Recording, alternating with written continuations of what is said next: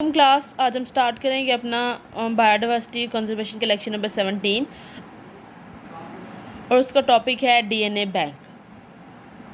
Previous lecture में हमने क्या पढ़ा था, जीन बैंक और हमने सीड बैंक पढ़ा था। और ये है इस जीन बैंक और डीएनए बैंक को पढ़ने का हमारा मकसद क्या है, इसके पीछे रीज़न क्या है।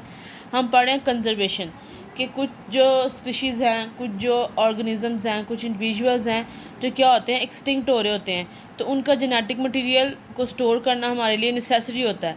ठीक है, तो उसको हम सीड बैंक, जीन बैंक और डीएनए बैंक की फॉर्म में क्या करते हैं, स्टोर करते हैं। ठीक है, तो पहले हमने सीड बैंक पढ़ लिया था, उसमें हम सीड्स को स्टोर करते थे डिफरेंट प्लांट्स के। फिर हमने पढ़ा जीन बैंक, उसमें हम जीन्स को स्टोर करते हैं। आज हम पढ़ेंगे डीएनए, इसमें हम डीएनए को स्टोर करेंगे। ऐसे कुछ इंडिविजुअल्स जो एक्सटिंक्ट हो रहे हैं, वल्नरेबल हैं, इंडेंजर्ड हैं, या कुछ ऐसे स्पीशीज़ हैं जो हम बहुत कम यूज़ कर रहे हैं और हमें लग रहा है कि हमें इसे ज़्यादा यूज़ करना चाहिए इन फ्यूचर, उसके ऊपर हम काम करना चाहते हैं, उनके अंदर मॉडिफिकेशन लेके आना चाहते हैं, उनको भी हम क्या कर लेते हैं, जीन बैंक में ऐड कर लेते हैं। ठीक है, DNA banking is the secure long term storage of an individual genetic material. DNA banking क्या है, सिक्योर और long term storage of an individual genetic material, कि किसी भी इंडिविजुअल की मतलब किसी भी ऑर्गेनिजम्स की, वो प्लांट हो सकते हैं, एनिमल्स हो सकते हैं, बर्ड्स हो सकते हैं, रिप्टाइल्स हो सकते हैं, वो फंजाई, एल्जी, कुछ भी हो सकता है, उसके जेनेटिक मटेरियल को स्टोर करने का जो लॉन्ग टर्म और सिक्योर मेथड है ना, वो कौन सा है, डीएनए बैंकिंग।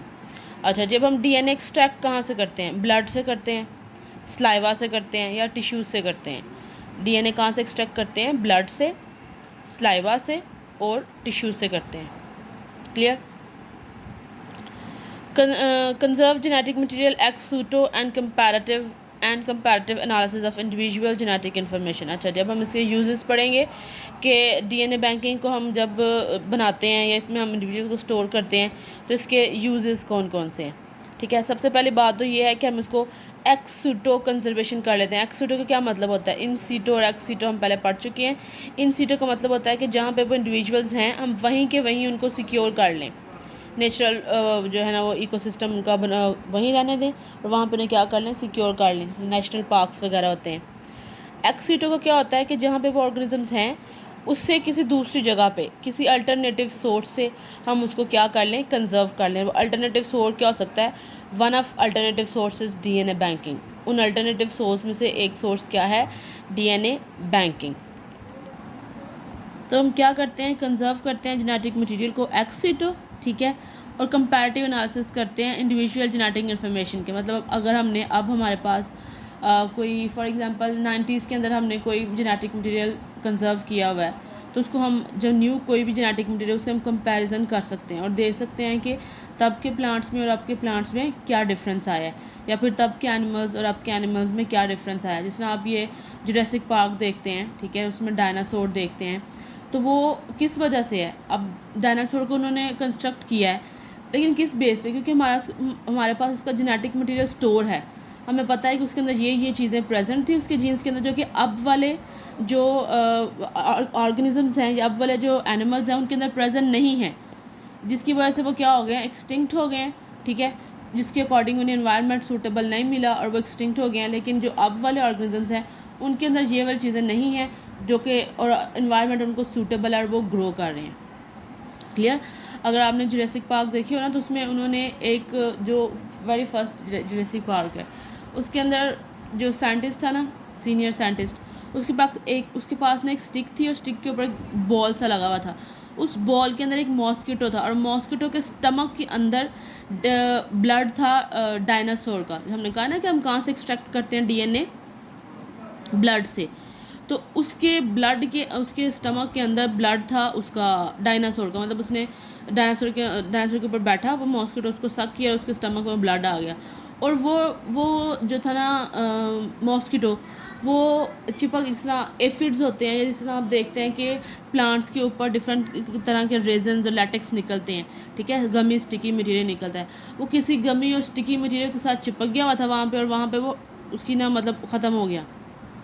फिर जो रिसर्चर्स होते हैं, बायोडाइवर्सिटी के लोग होते हैं, वो हर एक चीज़ को जो ना वो सर्च करते हैं कि कहीं से हमें कोई क्लू मिल जाए किसी पुरानी स्पीशी का या किसी तरह से। उन्होंने वहाँ से उस गम को निकाला, वहाँ से उस मॉस्किटो को लिया, उसके स्टमक में वो डीएनए था। अब पहले से भी उनके पास वो डीएनए मौजूद था, ठीक है, डायनासोर का कंजर्व किया हुआ। उन्होंने कंपेयर किया, उन्होंने कहा इसके स्टमक में जो ब्लड है उसके अंदर तो डीएनए मौजूद है डायनासोर का, उनके पास और डायनासोर का डीएनए मौजूद था, इनके पास और डायनासोर का डीएनए मौजूद था। इन्होंने कंपेयर किया तो इन्हें पता चला कि इस टाइप के डायनासोर्स भी प्रेजेंट थे। फॉर एग्जांपल उनके पास हर्बीवोर्स का था और इसके पास कार्निवोर्स का, मॉस्किटो के स्टमक में जो मिला वो कार्निवोर्स का। तो कंपैरेटिव एनालिसिस से क्या पता चला कि और भी डायनासोर्स प्रेजेंट, इसके अलावा भी डायनासोर प्रेजेंट है जो टाइप हम स्टडी कर चुके हैं पहले। इस तरह हम और भी कंपैरेटिव स्टडी कर सकते हैं जेनेटिक मटेरियल से। Okay, second one is genetic disorder gene therapy.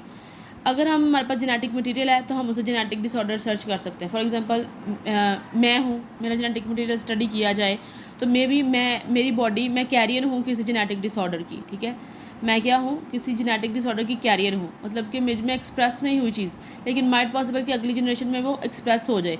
लेकिन अगर मेरा जेनेटिक मटेरियल स्टडी होगा उसमें जेनेटिक डिसऑर्डर स्टडी हो जाएगा और जीन थेरेपी हो जाएगी, जिसकी वजह से जो मेजमेंट डिसऑर्डर है वो नेक्स्ट जनरेशन में डिसऑर्डर नहीं जाएंगे। Criminal justice system. Criminal justice system जो आपको पता है कि फिंगरप्रिंटिंग मैच करते हैं, डीएनए टेस्टिंग करते हैं, जिस तरह रेप केसेस में होता है और मर्डर केसेस में होता है कि डीएनए उनका चेक करते हैं, डीएनए एनालिसिस करते हैं, वो भी क्या करते हैं, हमें डीएनए बैंकिंग किस में हेल्प आउट करता है, क्रिमिनल जस्टिस सिस्टम में। Conserve genetic material of near extinct organism, कि हम नियर एक्सटिंक्ट ऑर्गेनिज्म के जो जेनेटिक मटेरियल है उसको हम क्या कर लेते हैं, कंजर्व कर लेते हैं। और वो एक्सटिंक्ट क्यों हो रहे हैं ऑर्गेनिज्म, डिफॉरेस्टेशन से, क्लाइमेट चेंज से। इंडेंजर्ड स्पीशीज़ जो होती हैं, जो कि एक्सटिंक्ट होने वाली होती हैं, उनका जेनेटिक मटेरियल भी हम स्टोर कर सकते हैं, किसकी वजह से, डीएनए बैंकिंग की वजह से। क्लियर। अब हम पढ़ते हैं इसका मेथड।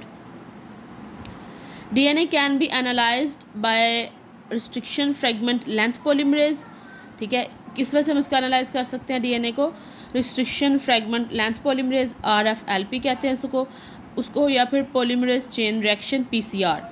दो मेथड से हम इसको एनालाइज कर सकते हैं, restriction fragment length polymerase RFLP या फिर polymerase chain reaction PCR. RFLP या फिर पीसीआर की वजह से हम इसे क्या कर सकते हैं, एनालाइज कर सकते हैं। Restriction enzyme cut DNA into small pieces. Restriction enzyme क्या होते हैं, एंडोन्यूक्लियसेस होते हैं या एक्सोन्यूक्लियसेस होते हैं, जो कि क्या करते हैं, कट करते हैं डीएनए को, ठीक है। रिस्ट्रिक्शन एंजाइम क्या करेंगे, कट करेंगे डीएनए को स्मॉल पीसेस में।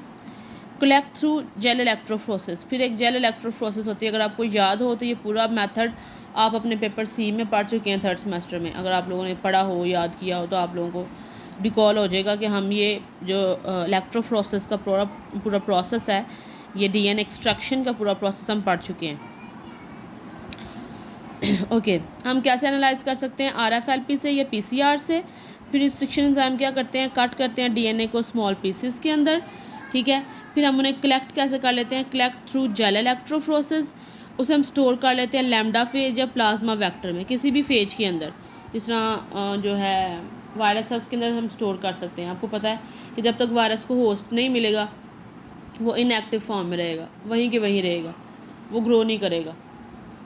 तो हम उसके डीएनए के साथ अपना ये वाला डीएनए जो हम स्टोर करना चाह रहे हैं डाल के रख देते हैं। जब हमें ज़रूरत होती है हम उसको मीडियम प्रोवाइड करते हैं, वो ग्रो करने लग जाता है और हमें एक से ज़्यादा कॉपीज़ मिल जाती हैं अपने डीएनए की। या वेक्टर के अंदर जो जैसे हम प्लाज्मिड यूज़ करते हैं, प्लाज्मा वेक्टर, प्लाज्मिड, उसके अंदर भी हम स्टोर करके रख सकते हैं। फिर हम उस प्लाज्मिड को डीएनए के अंदर एंटर कराएंगे, डीएनए मल्टीप्लेट करेंगे, बस के साथ साथ हमारा जो डीएनए वो भी मल्टीपल होता जाएगा। क्लियर। ये देखिए ये डीएनए, ठीक है, इस डीएनए के ऊपर रिस्ट्रिक्शन एंजाइम ने एक्ट किया आरई, तो इस डीएनए को स्मॉल पीसेस में कन्वर्ट कर दिया। क्लियर, किस में कन्वर्ट कर दिया, स्मॉल पीसेस में। ये डीएनए के ऊपर रिस्ट्रिक्शन एंजाइम ने एक्ट किया, इसको स्मॉल पीसेस में कन्वर्ट कर दिया। फिर इस तरह की प्लेट होती है, ठीक है, यहाँ पे वेल्स बने होते हैं, यहाँ पे ना इस तरह वेल्स, उसके अंदर अपना इस मटेरियल को लोड करते हैं यहाँ पे। फिर जो है ना वो इस तरह डीएनए मूव करता है, इलेक्ट्रिसिटी प्रोवाइड करते हैं, डीएनए मूव करता है। जो स्मॉलेस्ट डीएनए वो यहाँ पे हो जाते हैं, जो उससे बड़े होते हैं वो यहाँ पे, जो उससे बड़े होते हैं यहाँ पे, सबसे बड़े यहाँ पे, मतलब साइज़ के हिसाब से मूव करते हैं ना। जिसका जितना स्मॉल साइज़ होगा वो उतना फास्ट मूव करेगा, जिसका जितना लॉन्गर साइज़ होगा उतना कम मूव करेगा। फिर हम साइज़ के हिसाब से कि ये 1K का है, ये 1 KB का है, ये 10 KB का है, ये 100 का है, ये 1000 का, फिर हम उसे क्या कर लेते हैं, कलेक्ट कर लेते हैं। क्लियर। ये डीएनए, ठीक है, डीएनए के ऊपर कौन एक्ट करेगा, रिस्ट्रिक्शन एंजाइम, उसे पीसेस में कन्वर्ट कर देगा, स्मॉल पीसेस में। फिर ये क्या है, जेल इलेक्ट्रोफोरेसिस, इसके अंदर यहाँ पे वेल्स बने होते हैं छोटे छोटे से, वहाँ हम इस मटेरियल को लोड करते हैं, साइज़ के हिसाब से ये मूव करता है, सो हम कलेक्ट कर लेते हैं। फिर हम इसको लैम्डा फेज में, ये लैम्डा फेज के अंदर इंट्रोड्यूस करा देते हैं, या प्लाज्मा वेक्टर प्लाज्मिड के अंदर इसको इंट्रोड्यूस करा के स्टोर कर लेते हैं, जब हमें ज़रूरत होती है हम इसको निकाल लेते हैं। क्लियर। मेथड में क्या है कि हम एनालाइज कर सकते हैं डीएनए को रिस्ट्रिक्शन फ्रेगमेंट से, आरएफएलपी से या पीसीआर से। रिस्ट्रिक्शन एंजाइम कट करते हैं डीएनए को स्मॉल पीसेस के अंदर, फिर हम उसे कलेक्ट कर लेते हैं थ्रू इलेक्ट्रोफ्रोसिस, जेल इलेक्ट्रोफ्रोसिस। हम स्टोर कर लेते हैं लैम्डा फेज और प्लाज्मा वेक्टर के अंदर। 0.1 डिफरेंस, मतलब कि मेरे और आपके हम सब में सिर्फ 0.1% डिफरेंस होता है डीएनए के अंदर, और उस 0.1 डिफरेंस के अंदर कितनी मिलियन बेसिस होती हैं, 3 मिलियन बेसिस होती हैं, कि मुझ में और आप में 3 मिलियन बेसिस का डिफरेंस है, जो कि कितना बनता है 0.1%। Clear. Intact DNA, hair, skin, blood, sperm, tissue, saliva. हम डीएनए कहाँ से एक्सट्रैक्ट करते हैं, हेयर से, स्किन से, ब्लड से, स्पर्म से, टिश्यू से और स्लाइवा से। क्लियर। Thank you.